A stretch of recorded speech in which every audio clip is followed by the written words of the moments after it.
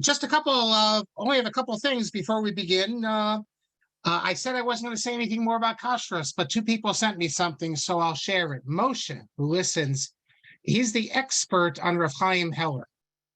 And so he sent me the following thing that appeared in the newspaper Hatzafira in Warsaw. Many of you might know that there was a lot of East European Jews living in Berlin. They're called Ostjuden. If you go to Berlin, the area that's known as Charlottenburg, that's where many of them live. That's where Yaakov Weinberg lived. But, how to make a living. So one thing you can open up here, you have hotel pension, a kosher pension. So if you're in Poland and you're going to Berlin and you're going to stay, you need a place to stay. But in those days, they served you also not just breakfast, they served you dinner. How do you know if it's kosher? So here's the pension, which is located in Artilleriestrasse. Actually, that's on the East Berlin. The Rabbinical Seminary of Berlin is on Artilleriestrasse. So you can go there today. They changed the name. That was too militaristic. So it's not, now it's called Tucholsky-Strasse, or that's what they changed it to. I don't know now. They might have gotten rid of that East Berlin name, although the last time I was there, it still was Tucholsky-Strasse.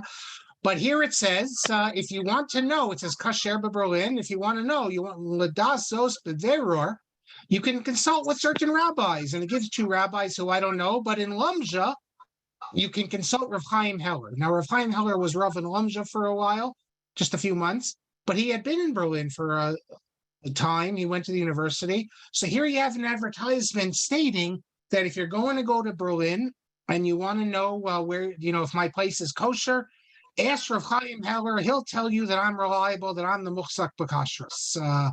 And that's how, as I said, that's how it was done. It never would have occurred in those days. It's the early 20th century to find a local Berlin rabbi to give a hashgacha, to come into the kitchen and all that stuff. That's not how they worked in those days. You have a Rav like Rav Chaim Heller testifying that the owner of this is a muchzak b'kashrus, and then you can all rely on it. And Jonas, I think it's by Jonas Prager, tells me, usually don't say the last name, but I said it, he testifies that in the 1970s, shopping in Borough Park, he was surprised to see Schick's Bakery. Schick's Bakery, which now you can buy their stuff in the stores. He was there and he asked for a Tudah, and they thought he was crazy. Schick's Bakery did not have a Tudah. Everyone just knew that was a kosher bakery. So thank you, Jonas. Now, I mentioned Moshe, the expert on Rav Chaim Heller. He called my attention to something else that's of interest that has nothing to do with kosher, but it relates. It's also the history of American Orthodoxy. It relates to the hotel we've spoken about so much, the Pioneer. And he found a letter from an individual I never heard of, Julius Steinfeld, who you can read about him. He has a Wikipedia entry. He did rescue work during the war. He was an agudist, but somewhat of an extreme agudist from the descriptions that Moshe told me. Not Hasidic, but from Williamsburg. I'm holding a letter here, 2 pages. You can see it, which is addressed to the leadership of Agudas Yisrael in America. And Steinfeld is very upset. Why? Because he says there's a Malon Echad Gadol, there's this large hotel which publicizes itself as Glat Kosher Mina Mahadrin and Shomer Shabbos, and what's it called? The Pioneer Country Club. And he says that the owners of this, Chaverim Nichbadim Histadrut Agudas Yisrael B'America, that the owners of it are people involved in Agudas Yisrael. You might remember the Jewish press, Leo Gartenberg. There's two owners, Gartenberg and Schachter. Leo Gartenberg used to have a weekly column in the Jewish press. He published a book, I think it was called Torah Thoughts.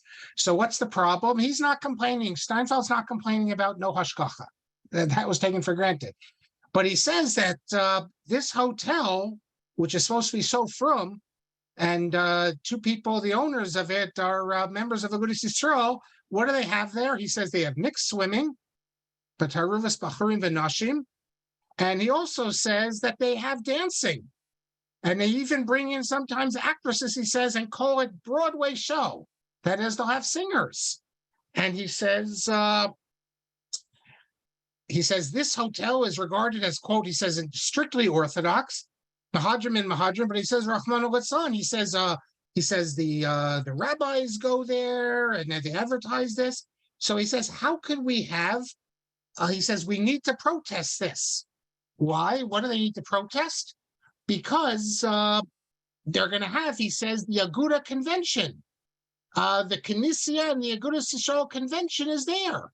And they already sent out, he said, 1,000 invitations from the heads of the Aguda to come there to this Kinos Hashem Shamayim, and it'll be Syria Agudas Yisrael and the Shea, the women of Agudas Yisrael. And he says, we have to stop this. You can't have an Agudas Yisrael convention, not in a place that doesn't have Hashgacha. He doesn't even mention that.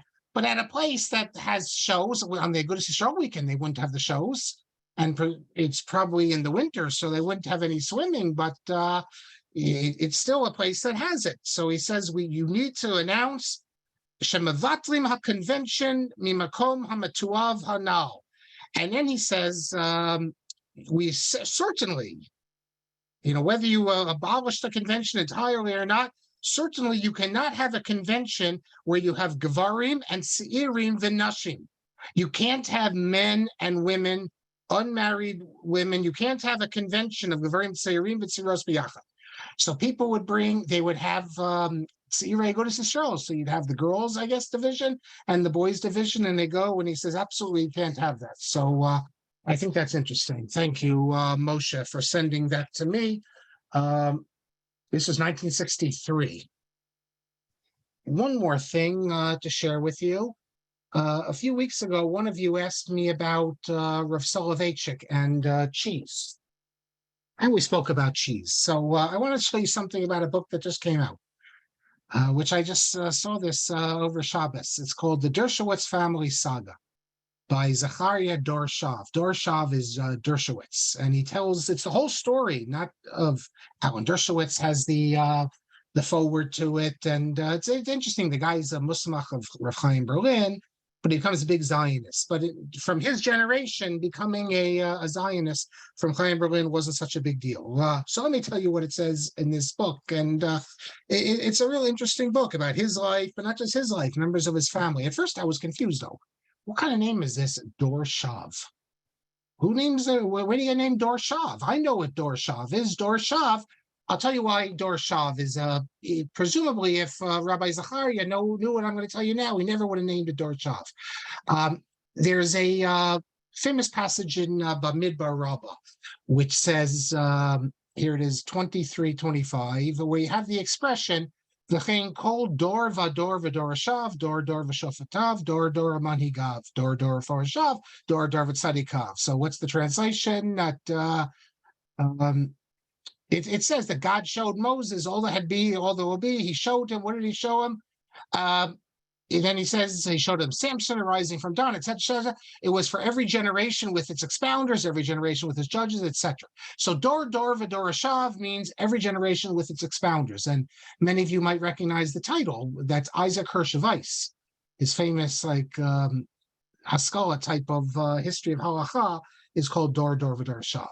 But the expression, so here we see dorashav, its expounders. However, it's a rabbinic expression, which is found in the Chidah many times, but it's found earlier than that in Al-Kharizi, in Leon Modna, in Emmanuel of Rome. Instead of Dor Shav like we see it, they spell it Dor and then Shav, Shin Vav Aleph. So the expression is, in our generation, Bedorenu Dor Shav, like a useless generation. So you would say Steinfeld could have said, like, in our generation, Dor Shav, a useless generation, Agudas Yisrael can have a convention at a hotel that has, mixed dancing. So the expression in rabbinic literature, Dor Shav, is always used to mean useless generation. So I was wondering, what's someone doing naming his book, naming his name when he goes to Israel, Dor Shav? Well, lo and behold, it's not that. It's Dor Shav as in Shin Vet. That is the generation that returns, because his generation was the generation that returned to Eretz Yisrael, and that's why he named it. But if you look on page 415, he speaks about this cheese business. He actually gets it wrong, the reason why the Rav permitted it. I mean, he says that there are no non-kosher milk-bearing animals on farms, but that there's nothing to do with it. There's nothing to do with a cow is a kosher animal, but a cow has to be shechted. So it has nothing to do with non-kosher bearing animals. It has to do with the vegetarian, the rennet. But he says that he asked Rav Lichtenstein about this issue, and Rav Lichtenstein said that after the Rav's wife passed away, he stopped with the regular cheese because he took upon himself more chumras. He also tells us on page 417 that he spent Shabbos at onset in Cape Cod with the Rav, and this I've never heard before. He says that the Rav would be the Baal Koreh, Baal Kriya, technically, read the Torah, and he says that it was very enlightening to see in the middle of his Kriyas Torah once, he turned to the Gabbai and asked in English, what's the proper trup? And then the Gabbai told him, and he continued. So first we see he was medactic, and also he spoke, because some people say you're not supposed to speak in the middle, but I guess you're not. Whenever you're not supposed to speak, if there's a reason, you can speak. And the Rav obviously felt that trup was vital. So that's that for the Dershowitz story. Okay, let us continue with our letters. We're up to letter 11. Although I want to revisit one of the letters last week because we had a lot of discussion about this. Let me show you about the Rav's position on apostates. And I quoted from the letter which this man reported, Yisrael Shlomo ben Meir, Rabbi Dr. Yisrael Shlomo ben Meir, who was, they said, the Yoshev Rosh of the Knesset, and he had this conversation with the Rav, which passed on to Hatzofeh, and then they recorded it. And I said I didn't, who he was. I had to look him up. I should have done that beforehand. Well, very interesting, first of all. He's the grandson of Rav Yudel Rosenberg, who was the rabbi of Rabbi Kelman Shul. That's the first interesting point, who has many, many descendants. Yudel Rosenberg, what a character. Ira Robinson wrote a book about him last year, but what a character. I didn't even realize that also Rav Itamar Rosenzweig, my son's Rebbe in YU, is descended from him. The Brody family is descended from him, many. And one of the people descended from him is the Ben Meir family, who was in well, I knew the other Ben Meir, this guy's son, Yehuda Ben Meir, who was a Mafdal representative for religious Mizrachi for many years. But I didn't realize his father. So what's Meir? Because Yudel Rosenberg had a son, Meir. So this is Yisrael Shlomo Ben Meir. He's actually a YU guy. He's a YU Musmach. He goes to Israel in 1952 because he's a member of Knesset. As far as I know, well, I'm certain he's the only YU Musmach to ever be a member of the Knesset. But maybe if David Eisen is with us, I would think he's the only YU graduate to ever be a member of Knesset. Am I wrong about this? Now, the article it says he went to Yeshiva University and New York University. I think he got his law degree at NYU, but he's a YU Musmach. He's a YU graduate and a YU Musmach. So that's the one the Rav was speaking to. So I looked up this the Rav's position. I said I was going to look more into it. And first about the Franciscans. One of you said, I looked this up. Brother Daniel was not a Franciscan friar. I looked it up. You can, there's a few different types of friars, and Augustinians, Carmelites, Dominicans, and Franciscans, and others as well. So it's not, he was not Franciscan.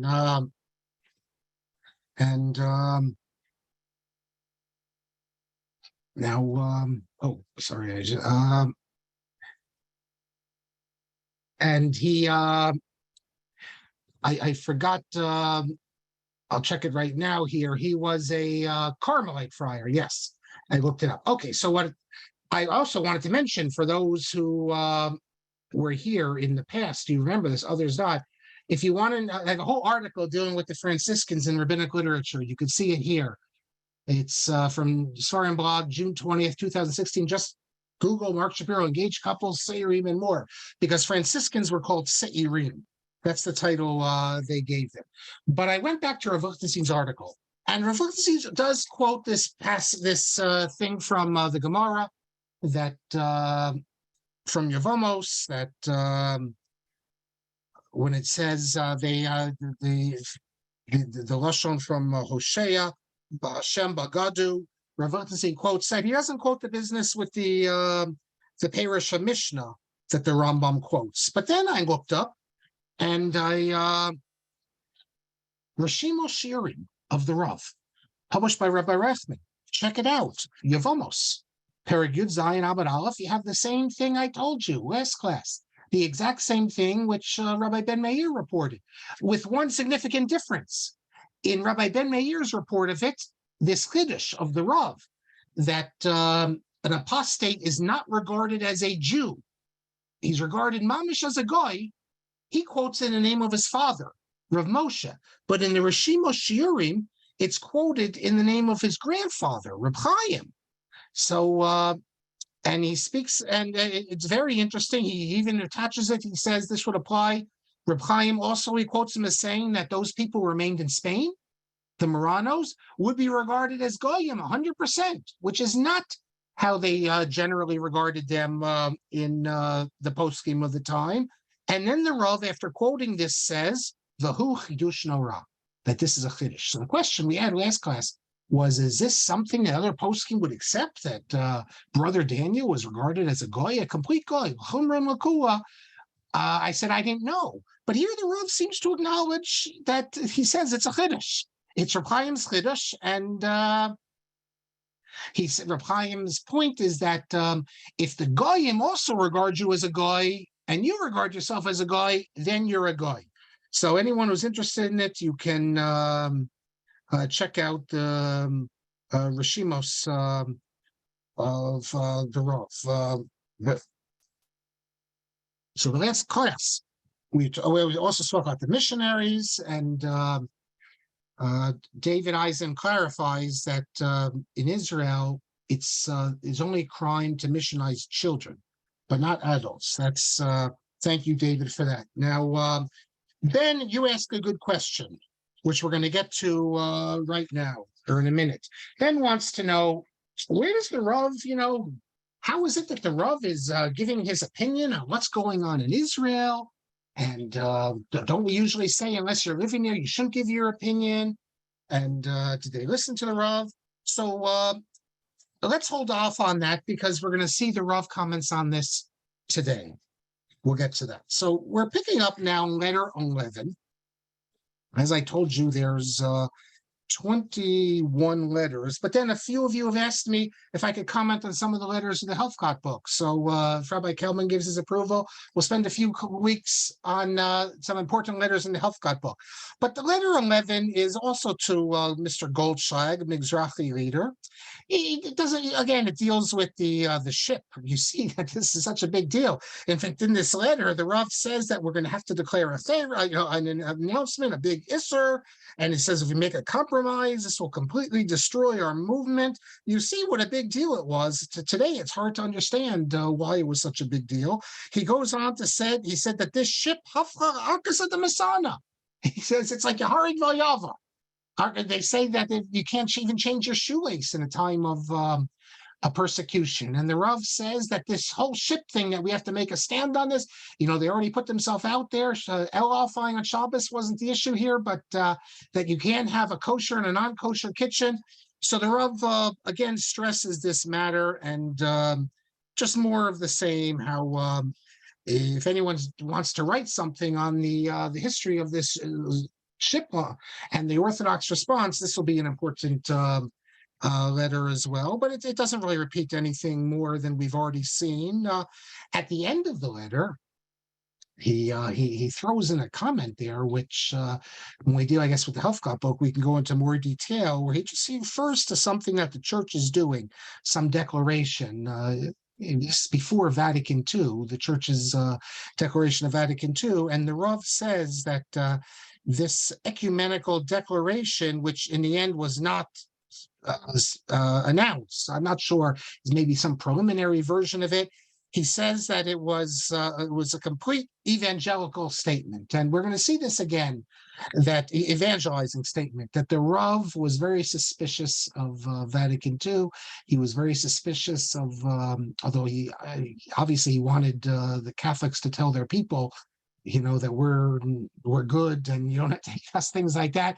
But this idea that we're supposed to get together, interfaith, all that, he saw in a evangelizing, a missionary element in that, which we'll get back to.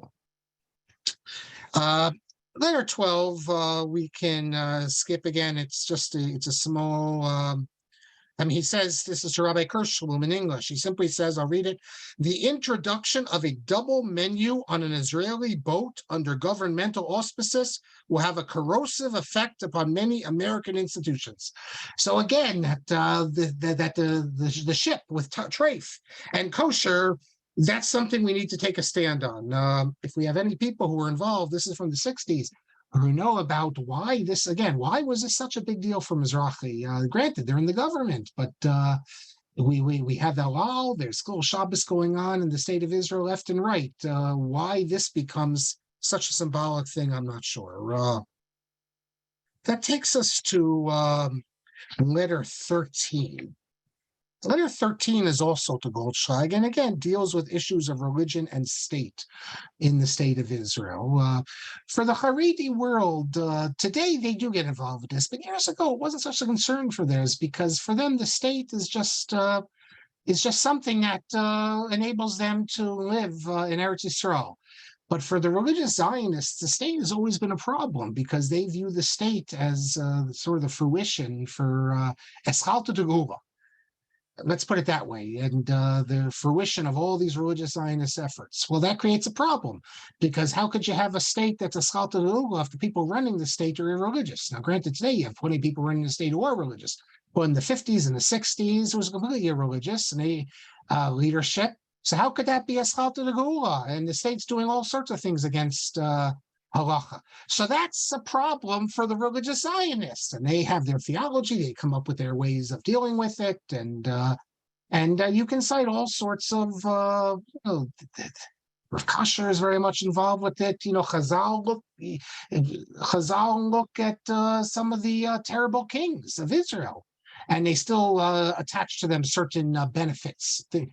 So that that was always the Haredi attack on religious Zionism. How can you give such a state significance when they're trying to draft women and they're not Shomer Shabbos, all of that? Okay, so that's a religious Zionist issue, and that's why the Rav and all the Mizrachi are very concerned with it. And Ben, the question you asked, the Rav is going to really deal with it right now. And he writes to Goldschlag. Now remember, the Rav is in Chutz La'aretz. He's not living in Israel, but he's the head of Mizrachi in America. And there's a great deal of respect for the Rav, for the old-time Mizrachi people who are now in Europe. Many of them knew the Rav from Berlin, and they knew him from Warsaw. Everyone also knew that the Rav had sacrificed, the Rav had suffered for Zionism. I heard from Professor Tursky that it wasn't just me. I mean, he gave a talk on was it the Yortzeit? I forget now.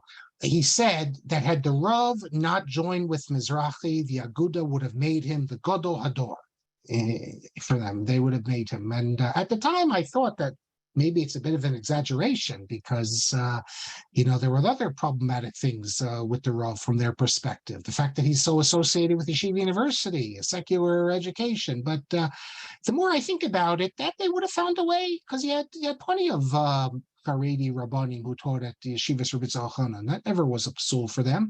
So if Rav Soloveitchik was an Agudist, and remember, Rav Soloveitchik he used to be an Agudist. Rav Soloveitchik's eulogy for Rav Chaim Ozer Grozinski is the best expression of the Das Torah ideology ever composed. It's better than any of the Haredim. They'll tell you that. He put the ideology out there, but he later would abandon this idea, Rav Wilson says. But if you want to see what Das Torah is about, you have to read the Rav's eulogy for Rav Chaim Ozer.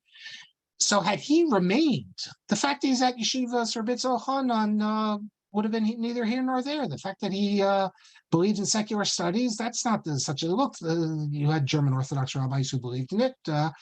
But if he would have been a theoretician and an ideologue for the Aguda ideology, they would have made him the Gadol. No question about it. I think Professor Twersky was absolutely correct, and that's really the issue that and the Rav suffered because of this. He was sort of thrown out of certain circles. I have to say, with all due respect, I was at the Rav's funeral, and you could hear it online. When you can listen to Rav Aaron Soloveitchik's eulogy, there was only one hesped at the Rav's funeral, Rav Aaron Soloveitchik. It's a very interesting hesped. You should listen to it. I believe it's also been transcribed because Rav Aaron, first of all, he thanked the late Atara Twersky publicly for all she did for the Rav. And I heard her son, Rabbi Meir, in his Motzei Shabbos, I guess, before they went to Israel, his talk about his mother, and she said afterwards that really it was my husband also who should have been given the thank you. I can mention, by the way, regarding Atara, I didn't mention this last time, when I was living in Boston, this is in the early 90s, she would give Rabbi Seth Farber, now he's known in Israel for what he does. He started this organization for women's Torah study in Boston. They called it Ma'ayan. At the time, I didn't know what I know now. You've heard me say it. I should have told him it's Mayan. It's not Ma'ayan. But so I taught for it, and Atara Twersky taught. She taught Gemara. It was women only, and it was, I remember she taught Lulav HaGazul. So I asked Seth Farber once, I didn't know she learned Gemara. He said, of course, she learned with her Abba. And so she taught Gemara. But okay, now I lost my train of thought, why I was speaking about that. So Rabbi Aaron Soloveitchik at the funeral, he says, I'm not going to criticize the right wing. He says that if I was in their shoes, I might have responded the way they did, which, with all due respect to Rav Aaron, I think he's letting him off too kindly. Because Rav Aaron, I have to say, if you were in their shoes, you wouldn't have done that. Because at the end of the day, what the right wing did cannot be excused. You can have a dispute over, not all the right wing, far from it, but you can have a dispute over hashkafic matters, and you can disagree with the Rav. But referring to him as JB and all the negative things they said, no, that's over the line, and you're too kind, Rav Aaron Soloveitchik. They don't need to be defended from that. And what they did at the funeral, the way they boycotted the funeral. So, and it's much different today. Today, they never would speak like that because there are many people from the students of the Rav who are in that world and have created a change in the right wing's mentality. But then Rav Aaron says, and why were they so opposed to my brother? Why did they attack him so? Because he taught a little Kuzari? Because he taught a little Chovos Levavos? I have to say that that's not why they were opposed to him. If that was what he was teaching, that wouldn't have been the issue. And even if Rav Aaron was speaking in terms of secular studies, that wasn't the issue, really, with Zionism. And if you look at Rav Shach's attack on the Rav, it's about Zionism. And it's more than Zionism. It's about the fact that the Rav chose to diverge from the Das Torah of the Aguda Rabbanim, a group he had been part of. And that's always worse when you're part of a group and then you leave of it. And Kal V'chomer al Kal V'chomer, he comes from the family, the big anti-Zionist family. He comes from Reb Chaim, Rav Velvo. If such a person, for that is betrayal in their mind. Not only does he break with the other Gedolim, but he breaks with his grandfather, he breaks with his uncle. Really, he doesn't break with his father, though. His father, Rav Moshe, taught that the Mizrachi Tachkamoni. Rav Moshe was not an Agudist, and Rav Moshe was not, so Rav Moshe was not, so even Rav Moshe was more moderate. But okay, so the Rav suffered for this. So the people in Israel, the Mizrachi people, understood this, and they respected him, and they turned to him with their questions. It wasn't like the Ravs made announcements and said, I'm going to give you my opinion. Mizrachi leaders, not all of them, but many Mizrachi leaders in Israel turned to the Rav and asked him his opinion. So if they're asking him his opinion, then he's allowed to speak. And he continued speaking, even when they didn't ask him about Sabra and Shatila. He was the one who called them and said, you need to, I think he said, it's reported, that if they don't demand that a commission of inquiry be established, that he's going to resign as honorary president. He was very strong. Now, the religious Zionists of today, the ones who are currently religious Zionists, the followers of Rav Tzvi Yehuda Kook, the ones that we all know, in a million years they never would have asked the Rav his opinion. He's living in Chutz La'aretz. They don't have any connection. It's a different type of religious Zionism. But the religious Zionism pre-1967, and for the old-time Mizrachiites post-67, they would turn to the Rav. So here you have a letter from the Rav to Goldschlag, and he says in the letter, in explaining his opinion, he says, my decision to express my opinions does not come b'kalos rosh. I don't take this lightly. He says, I consulted with myself, that's me, and also with my students, and also with members of the RCA. And it's only, he's speaking about the fact there that, doesn't speak with the particular detail here, but some other thing that the secular government is doing. He says that he gets upset even. He says, if the secularists there, if they don't want nisuin, they don't want to be together with us, that is the religious Zionists, we will get a get Baturian and levatel to nisuin. Don't threaten us. Let the Mapai say that he wrote Medina Chilonit.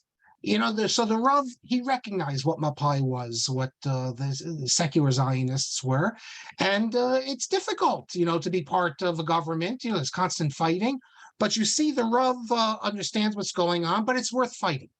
It's worth the fight, because if you can put religious values into the state of Israel, then it's worth it. Yes, you have to sit with these people, and you have to listen to all their heresies and all these things, but it's worth it if you can accomplish. And the Rav said so. Well, you'll see what the Rav says, but he has no illusions of what he's dealing with, and he expresses his opinion only because he's been requested and he's consulted. And then he says, by the way, in the middle of this letter, this is Nisan, so figure April of 1964, he says, regarding my visit to Israel this summer, I wrote that if my wife feels up to it, we'll attempt to come. He doesn't just say come to Israel. And as we heard already from Nikki, that she was ill and therefore they couldn't go. But the Rav often said he was going to go.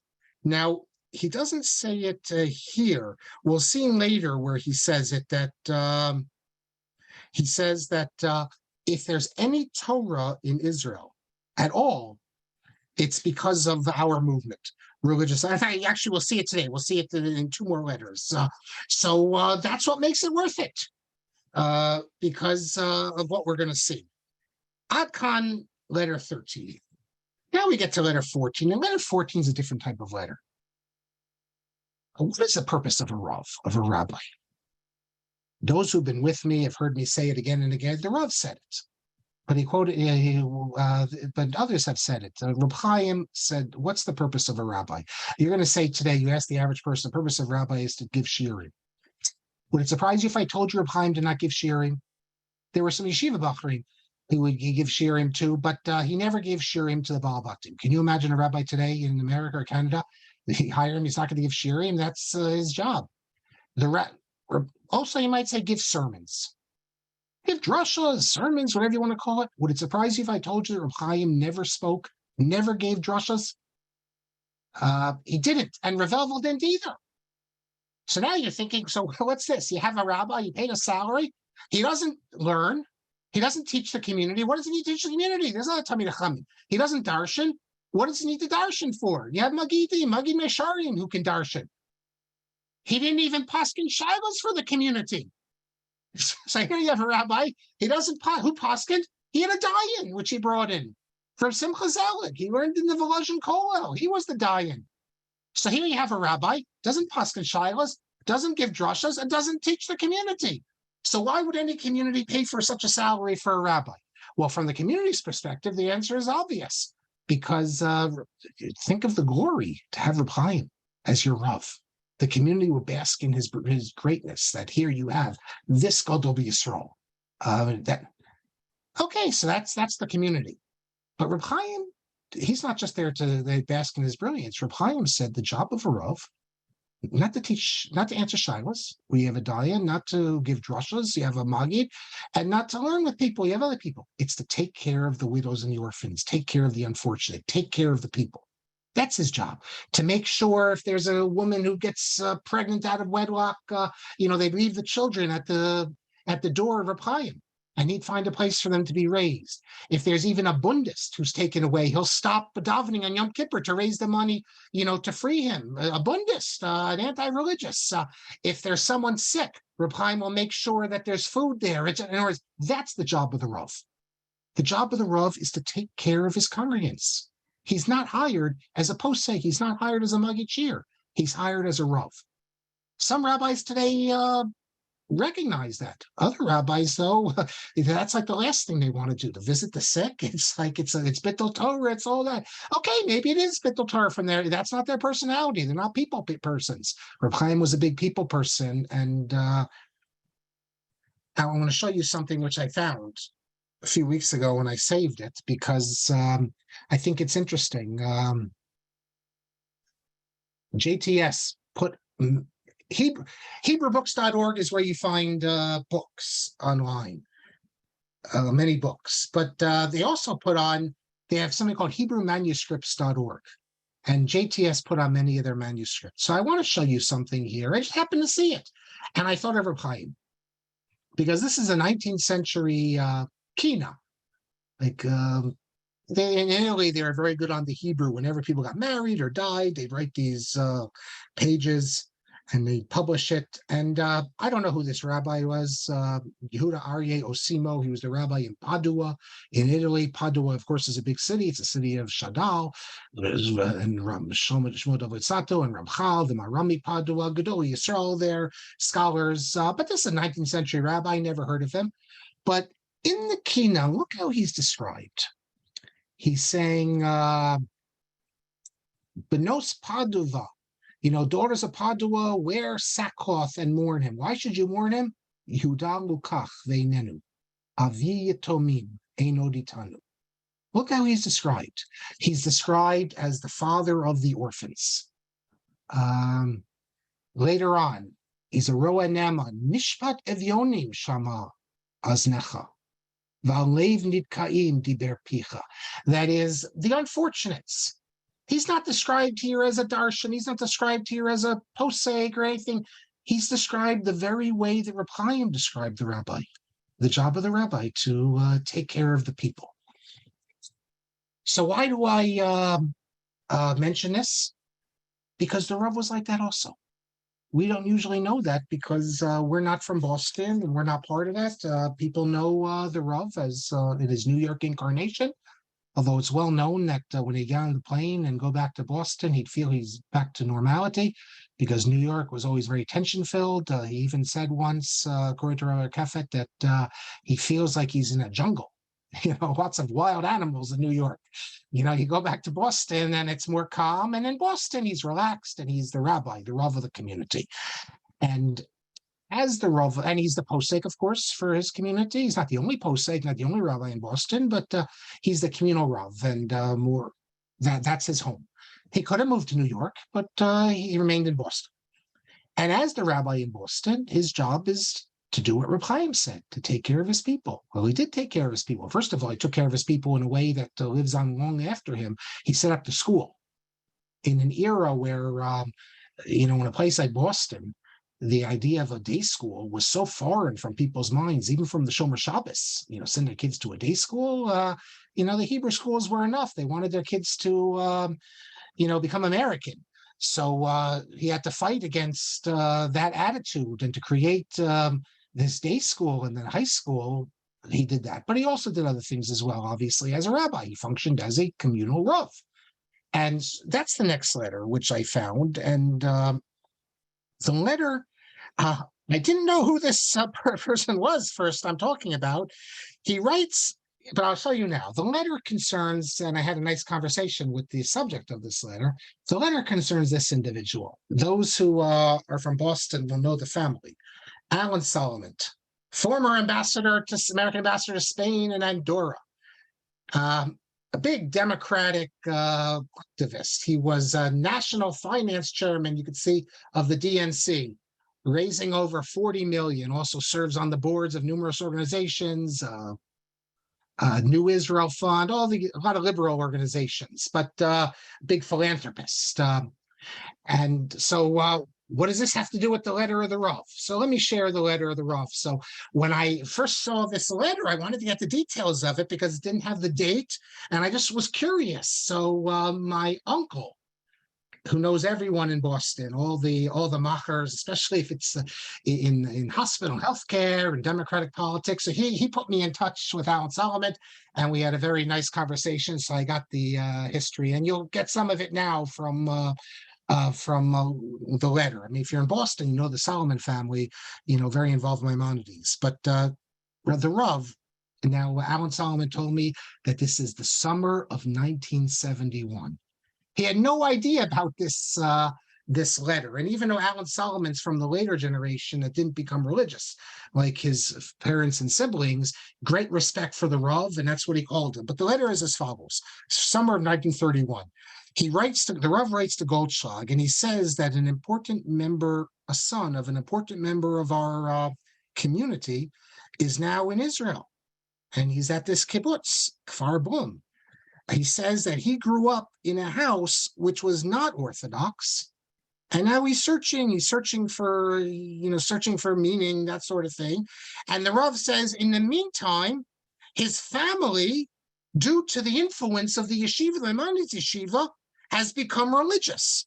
However, unfortunately, Alan, I guess is the oldest, he didn't go to Maimonides, so he wasn't able to be influenced, so he's not observant. But the Rav, is still very close to the family and saying, he's in Israel now. What can we do to help him, to bring him in? He's looking for, in Eretz Avos, he's trying to find himself as a young man in Israel. So the Rav says, Ani me'onyan ma'od. I'm very concerned, very interested that this young man, Alan Solomon, spent time at a religious kibbutz. We need to expose him to Torah. He says, I spoke to his father, and he's very happy with this opportunity because he also wants his son to become religious. It's, I guess, a difficult circumstance. The kid, sometimes you have it when parents become religious, but the kids are already older. So, the kids aren't necessarily brought along. And the Rav says that the younger sons already went to Maimonides, and therefore they're observant. But unfortunately, the older son didn't go there. Can you request from one of the religious kibbutzim to invite him to stay there for a month or more or less? Mi yodea. Who knows? Maybe going to this kibbutz will affect him to change his life. And then it gives his address. So here you see the Rav, who is so involved with so many different things, not just with what's going on in Boston with all the people, and New York with all the shiurim and all the organizations and the people calling him in the letters.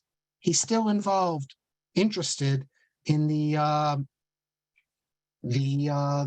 1949. So this in 1971. So a 22-year-old young man now looking. The Rav is interested, and he's doing what Reb Chaim said. You take care of members of your community, and I think that's we have all these highfalutin letters, the Rav expressing advanced philosophical ideas, but here you have a very simple letter.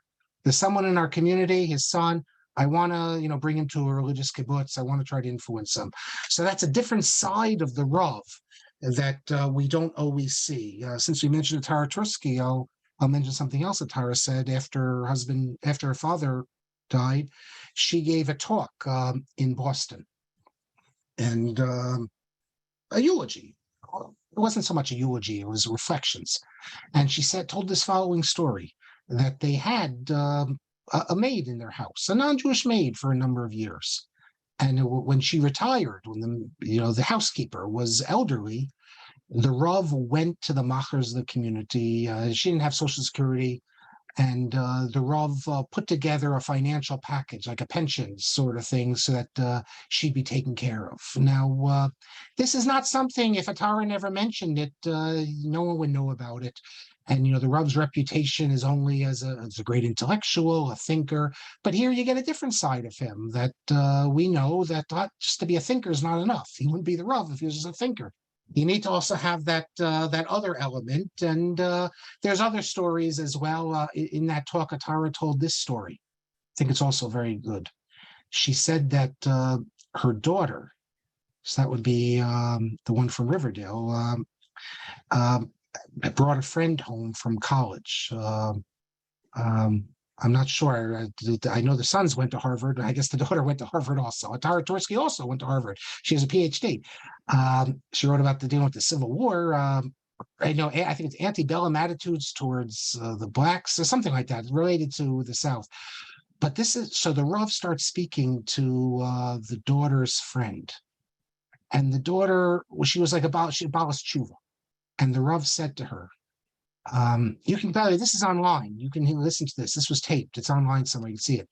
The Rav said to the girl, because the girl was speaking to the Rav, how to deal with her parents, because now she's religious. There's issues. Maybe she can't eat in her house, that sort of thing. And the Rav said, never make your parents feel like they raised you inappropriately. And that's also, that shows the Rabbi Soloveitchik's, I think, insight. We have people, who are Bali Tshuva. And the Rav is saying, never make your parents think they raised you improperly. Fine, now you're religious, but your parents did the best they could do for what they knew, and you're adopting a different path, but don't make them think they erred in how they raised you. So you have, stories like this where you see the other side of the Rav. So I like this letter very much, and I thank Alan Solomon for, I think we were on the phone maybe like 40 minutes or so, and because he was giving me recollections of his father's relationship with the Rav, and even his relationship with the Rav. So I thank you, Alan, for that. And he didn't know about this letter at all. When I told him about this, he was shocked. He had no idea that the Rav wrote such a letter. We're going to see another letter where the Rav similarly is involved with the families. Letter 15. I'll get to your letter in a minute. The question soon. Letter 15. This will be, I guess, maybe the last letter we do today. This is a letter to a Mizrahi leader, Yisrael Gan Tzvi is his name. Not a household name, but another Mizrahi leader. And this letter is of interest. It's a number of there's a number of letters where the Rav sets forth the same position. In Helfgott's book as well, you see a few of them. The Rav would criticize on various occasions Mizrachi in Israel, what the political party was doing there. He'd criticize it to his friends. He'd criticize in letters, and on occasion, he'd even offer public criticism at Mizrachi conventions. And this often led people to say, Rabbi Soloveitchik's going to leave Mizrachi. He's going to leave Mizrachi. And the Rav has to write letters again and again to the heads of Mizrachi. No, I'm not leaving Mizrachi. I'm committed to Mizrachi. This is my organization. I see the value of it. But that doesn't mean that I'm going to agree with you on everything. That doesn't mean I'm not going to express criticism. But you see how afraid the people in Israel were. Because, look, the Agudas Yisrael, they have lots of Gedolim. Mizrachi has Gedolim too, but not so many as the Aguda. But they don't need so many, because if you have the Rav, one Rav equals, 5 of their Gedolim. I have to say it in terms of significance of, it's not just a halachic figure, a posek, a theologian, a Talmudist. I mean, at the end of the day, the Rav is, you can't measure the Rav. So they're very nervous. If the Rav were to leave them, it would be a disaster. So they're constantly writing to the Rav. What are these? We hear that you're not happy with us. Are you still going to remain Mizrachi? And the Rav must have found it so foolish. Why can't you criticize? So here we have another of these letters. And when we do the Helfgott book, maybe we'll see a few more of them. But listen to what he says. he says, first of all, I received your letter, and I have to say that it caused me great distress. And why are you writing? Why are you forcing me to respond this way? These things. Why are you believing these things that you hear that I need to respond to you? He says, "Hayachasim beini uvein hatnuah," my connection to Mizrachi remains the way it was and will remain that way. It'll not just be metukan, that is proper, but it'll be heartfelt, full of yedidut, friendship. He says,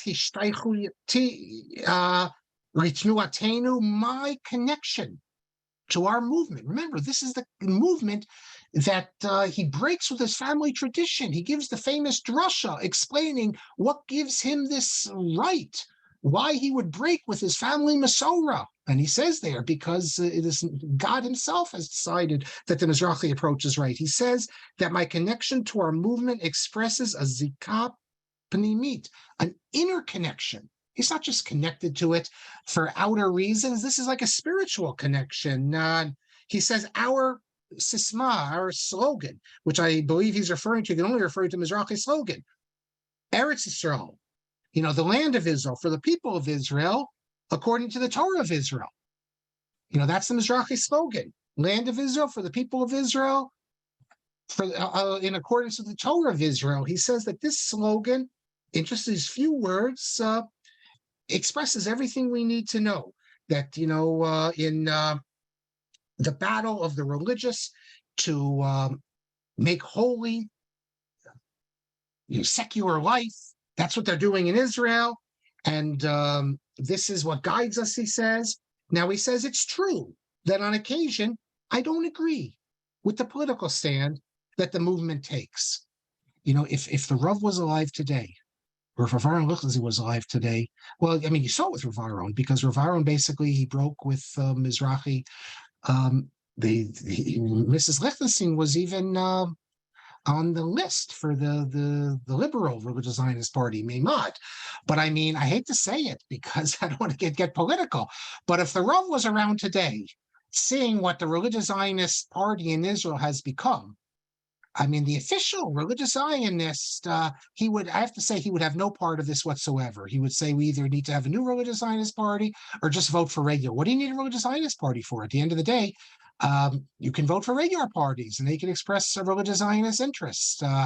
But the Mizrachi had this ideology that we will have a religious Zionist party. But what it's become is very far from what the Rav believed. But he said that there are times when politically, I'll disagree. However, these chilukei deot, these differences that we have, are temporary differences. Bein achim l'deah, that we believe one thing. He says these differences that we have don't create a break. No, he says, if I was living in Israel, I would express my opinion openly. See, what happened was the Mizrachi people would often hear that the Rav expressed in a letter or in a private gathering. He says, if I lived in Israel, I'd express my opinion openly. However, as someone who lives in Chutz La'aretz, he says, I don't have permission, he thinks, to get involved in the politics of Israel. When they come and they ask him, he'll give his opinion. But to publicly express himself, he's not going to sit there in New York or Boston and publicly say that what Mizrachi is doing now is incorrect. However, but privately, he sometimes will do this. Then he says, this one thing he says, I know. Lulei tnuatenu. Now, pay attention very carefully to this, because this is something that people forget. They don't remember. But when you look at the beginning of the state, think of 1940s, 1950s, everything that, religious education, all the important things. He says, without our movement, religious Jewry, He calls it Yahadut Haredit. Haredit for him means Orthodox. Haredi as a separate group, that's not a term they use then. He said that without our movement, Orthodox Jewry would not have chela v'nacha b'vinyan haaretz t'kumat hamedina. If you took away religious Zionism, what would you have there? You wouldn't have the whole religious school system, which is set up. The fact that you have religious, you can be kosher in an army. The fact that there's any religion whatsoever in the state of Israel is due to Mizrachi. The Haredim don't care about that. They just cared about their own people. Oh, they care about the Haredim, be very happy to be in the government just to get as much money as they can so they can set up their places in Jerusalem, Bnei Brak. They don't have a concern, mamlachtiyut. They want money for their school systems, but they're not concerned with the other, with the general community. Maybe today they are. In those days, they certainly weren't. And he says, and he goes on and says that, this is of historic significance. And he says, just to recognize this, what we accomplished is enough for me to be connected to our tnuah, shehitzila et kavot hayadut alemana b'tkufa machriya kazo.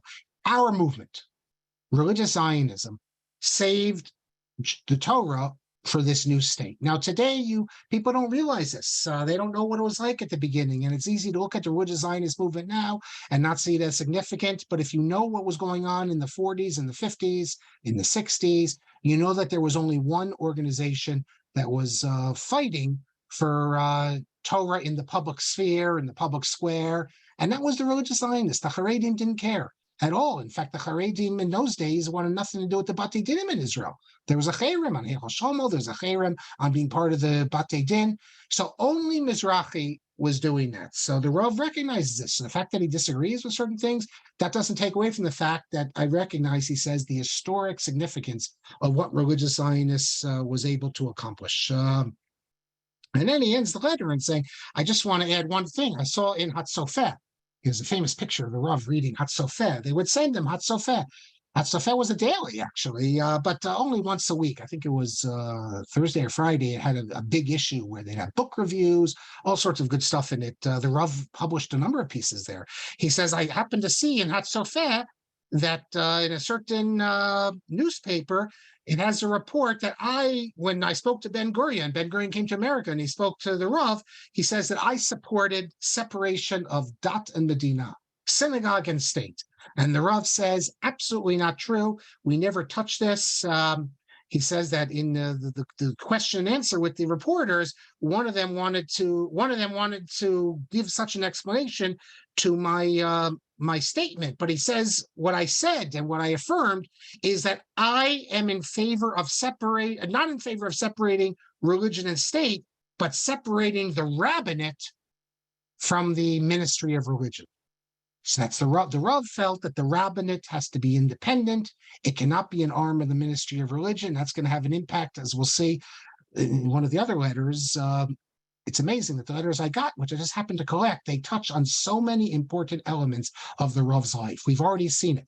There's a few things they don't touch on. For example, teaching Talmud to girls. I don't have any letters about that, but we'll see in the Helfgott book. But all the other big issues, I think, for the Rav, or at least most of the big issues, I just happened to find these letters, and it shows you that these were the things that people were asking about and the Rav had in his mind. So the Rav says, I am not opposed to separation of synagogue and state. I am opposed of the rabbinate being attached to the government, because when the government has its hands in the rabbinate, then the rabbinate can't be free. And the Rav always held that the rabbinate needs to be free. And at least ostensibly, that's the reason why the Rav refused to become chief rabbi. I say ostensibly because we'll have to examine it in a little more careful detail in a few more letters, where we'll pick up next class with letter 16. So let me take a look at the comments here. So Frankel says he remembers seeing Shoshana Tamari perform, I guess, at the Pioneer. So Damari, I don't know who she was, but it's hard for people today to appreciate this. I mean, that was a religious hotel, but the idea that you're going to have a hotel which didn't have mixed dancing, didn't have dancing. In those days, dancing was a big deal. It didn't have swimming. That's and that the frum are not going to go to such a hotel. They don't have to go swimming, but they would go to the hotel. That's something that it's just incomprehensible then. It just wasn't a havamina. The young generation doesn't appreciate that, but the older can. I still remember as a youth being at Grossinger's, and there was a rabbinic convention when I was in Grossinger's. I don't know if it was an RCA convention or what. I think the RCA used to go to the Homework, but there was a rabbinic convention at Grossinger's, and I still remember one of the rabbis. He was actually a rabbi in my town. His name was the late Rabbi Hillel Horowitz. He came for the comedian night, and there was a comedian, and the comedian told some off-color jokes, and he got up and walked out. But I mean, that's what it was. And Rabbi Kalman says Rav Yudel was the inventor of the golem, and also Mordechai Richer's grandfather. Yes, he has big yichus, many descendants. And I spoke to one of the grandchildren about great-grandchildren, because Rav Yudel is a problematic character. He's also a forger, and he's interesting character. Nissan says that makes Ben Meir a first cousin of the author of Dodi Kravitz. Indeed. And Yaakov says, fascinating oral tradition by Shneur Lyman, Yonah Rosenberg. Yes, and now you can see all the material in Ira Robinson's book. I also wrote, you can go in this Feuerbach, I have a long piece on Yonah Rosenberg, which Ira cites in his book. And Lyman uncovered something interesting in the Montreal archives, that when they honored Rabbi Yudel Rosenberg, because he left Toronto and he went to Montreal. And he's a posek also. He wrote a book on Maseches Nedarim. He's the first one to deal with electricity on Shabbos. And he had correspondence with Rav Shlomo Zalman Auerbach on this. When they honored him in his 70th birthday or 75th birthday, and he prepared, I guess, the biography of himself, what he's done, he has a section of his halachic writings, and he has a section Volksliteratur. So all this stuff about the golem and everything is included in the folks literature section.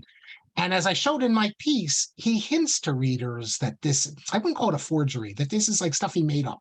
Because he talks about Arthur Conan Doyle's, and if you know who Arthur Conan Doyle is, you know that he's not writing real history, and he makes it seem, so he gives hints so that the people in the know will know that he's just doing a good story. And I think a novel, like his famous grandson was a novelist. Yes, exactly. So he's trying to give them hints that he's giving people, the Orthodox community needed literature. So he gives it to them. Having said all this, and that's without a doubt, first of all, he calls himself Volksliteratur, he calls it, but I show that he gives these hints to let the people in the know that he's, and these fake libraries, the Library of Metz, which never existed. So he's saying he discovered it. It's like the Three Musketeers, the beginning of it, there's this whole genre that you uncover this, you find this manuscript at this library that tells a story. So he's giving you the hints that this is all made up. Having said that, though, and the great-grandson agreed with me, he said, you're absolutely right, but the great-grandson also agreed there's a problem, because he invented the Maharal, the fifth cup, the Passover Haggadah, the Maharal, he invented, what's that about? And he invented a few tshuvas of the Gaonim. So what's that about?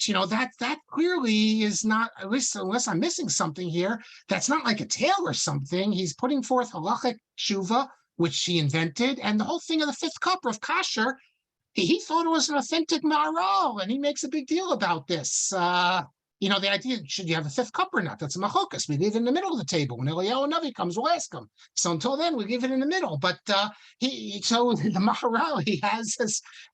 So what's that about? Is he just having fun with us? I don't know. But to call him a forger, it's more complicated than that. I know he's been called a forger, and he gives hints. There's a lot to discuss about him. Yes, so Nissa mentions also the talk by Professor Lyman. You can hear it online. There's Ben Melech. That's my relative, Melech. For them, the non-Zionist religious Haredi, the state is a piggy bank to abuse, not a partnership where one studies but the scholar is shared. What I would say is things have changed a little. Today, the Haredi world, much of it sees themselves as having a share in it and being part in it. It's not like it used to be.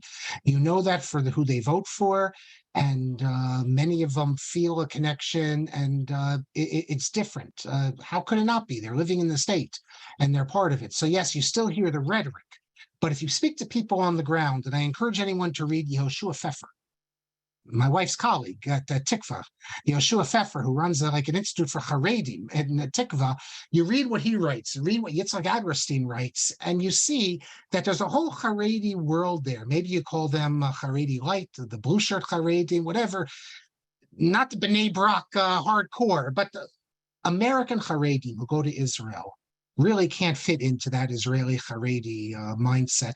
And they do not just see the state as a piggy bank or just a place to get money. That was the old Haredi position. And we see it today, that the Haredi world, Haredim today, to become a dayan, a government dayan, is regarded as a big honor and something they work for. And in fact, the religious Zionists have a big problem now because the Dayanim, in many of the rabbinic courts, they're all Haredim. That was never an issue years ago because the Haredim never became Dayanim. The Stipor said it's forbidden. So the religious Zionists had the whole courts themselves. You didn't have any conversion issues, all that, because you didn't have any Haredim in the court.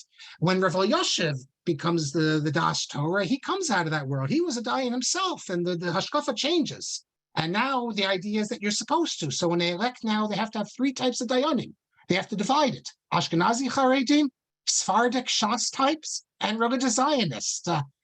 I used to say that the religious Zionists, they always would be upset that the Haredim don't want to be part in the Batei Din. Be careful what you wish for. It's precisely because now they're part of it that the religious Zionists, many of them don't even want the chief rabbin anymore because they say the Haredim control it. But that's a sign that they want to be part of it. You might not like the results, but if that's what they're doing. Ben says Rav Chaim acted as a social worker, 100%. He acted as a social worker. Not only acted as a social worker, he thought that that's the job of the Rav, is to be the social worker. That's today, as opposed to something that the rabbi looks down upon and someone else could do it. He saw that as the highest achievement, very much at odds with what most rabbis think their job is. But that was Reb Chaim. Reb Chaim, unlike his son, Rav Elvo, who was very austere, Reb Chaim was a very smiley, joking person. He'd get down on the ground. We have eyewitness testimony and let the children ride on his back like a horse. And Reb Chaim was a special person. Yana says the wild animals in New York are mostly tourists and outsiders. I don't know. I have to tell you that it's the tourists and outsiders often being attacked. I have to say that today the animals are they're not the tourists, but the Rav wasn't speaking about that. The Rav was talking about the machokas. That the Orthodox in New York, the machokas that was constant. You go to a place like Boston, you don't have such machokas. You're out of town. People can live among each other, but New York was always full of machokas, so a lot of tension. So that's what the Rav was referring to. That Nissen says he attended a Friday night talk several years ago by Chazan Ben Zion Miller, who stated that the official Chazan's traditional function on weekdays is to visit the sick. That's interesting. So Rivka says Sipora Roosevelt went to Harvard. That was the story that Tara told. That Yena says, would the Rav been so involved with the Salma family, they're not large contributors? Look, they were contributors, so he was very close to them. He helped them. But I'm assuming, if you're in the Rav's community, the Rav's going to take care of everyone in the community. He had a special relationship with them. There was also, they became religious.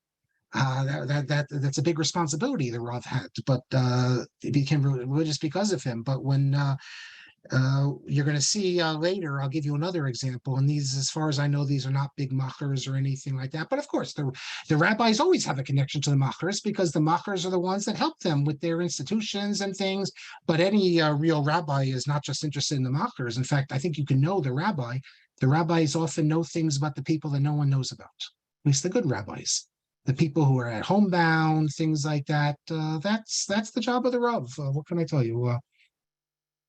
Someone privately asked, did I hear an interview, Rabbi Maslin, interview with Ephraim Goldberg about his relationship with the Rav and the Rav being a Zionist?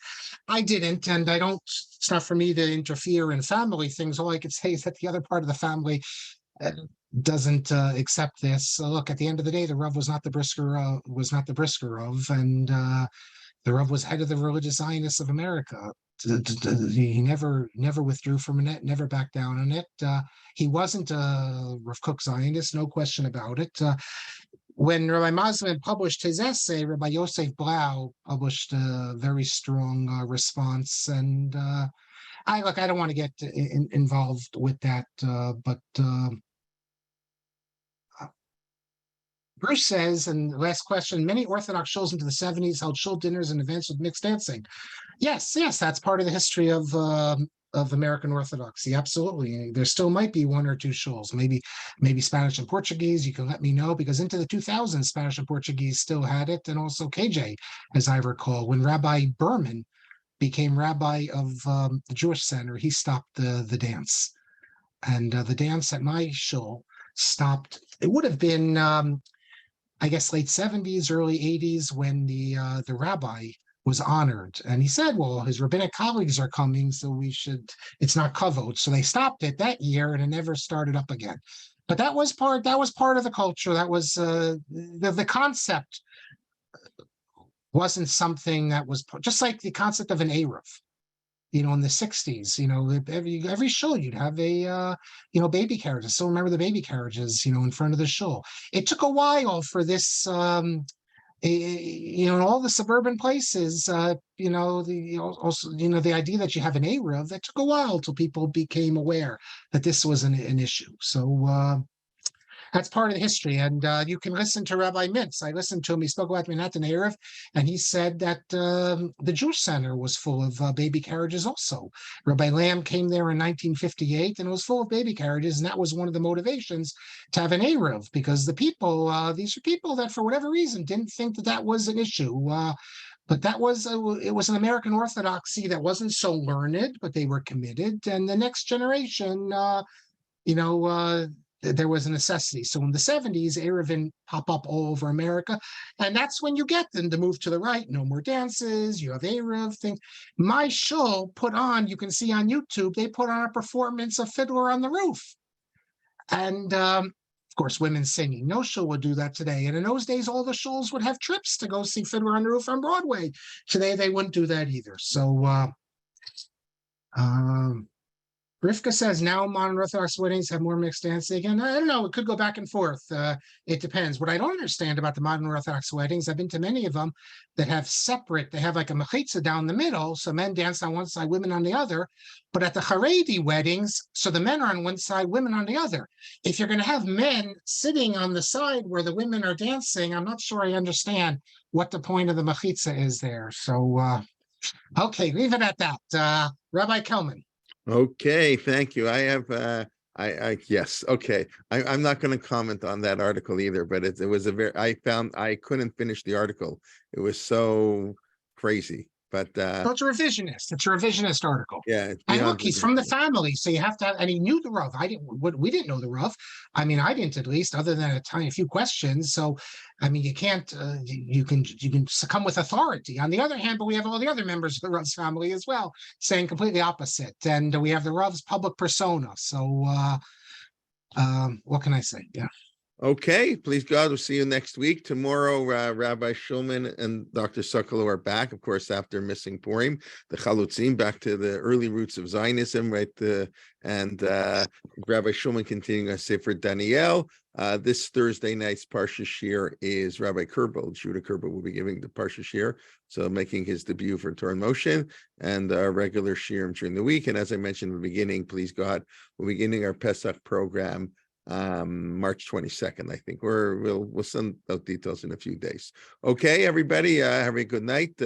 Be well. Shavua Tov, and please invite a friend to join at this or many other classes that we have. Okay, look forward to hearing from you and seeing you.